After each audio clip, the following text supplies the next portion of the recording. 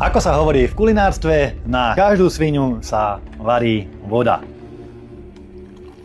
Včera sa stala tu v Bruseli senzačná vec. Zobrali bývalú eurokomisárku pre diplomáciu Federicu Mogherini za podozrenia z korupcie. Ide už o druhý prípad takéhoto vyšetrovania, kedy v minulosti, nedávno pred pár mesiacmi, zadržali takisto bývalého eurokomisára, že vraj pre spravodlivosť, Reindersa, ktorý sa mimochodom vyhrážal Slovensku pozastavením eurofondov kvôli podozreniam z korupcie, pričom sám pral špinavé peniaze z korupcie cez nákupy žrebov a proste cez nejaké podvodné schémy. Mnohí sa ma pýtate, že ako je možné, že v Europarlamente v Bruseli sa príjmajú tak hlúpe rozhodnutia, ktoré evidentne a zrejme škodia európskemu hospodárstvu, európskej politike, v podstate celej Európe. Ako je možné, že príjmajú nezmyselný Green Deal, likvidačnú migračnú politiku alebo nebezpečnú vojnovú politiku, keď to nedáva zmysel? Odpoveď je, že celý Brusel je pretkaný a skorumpovaný. Je tu 20 až 30 tisíc lobistov, ktorí nerobia nič iné, len chodia a ponúkajú peniaze alebo nejaké benefity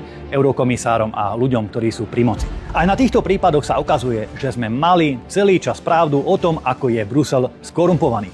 Postupne sú títo skorumpovaní politici stávaní pred súdy a my budeme pokračovať v našom tlaku, až kým sa pred súd nepostaví samotná hlava tejto chobotnice Ursula von der Leyenová. Takže držte s nami, priatelia, spoločne dokážeme Európu zachrániť.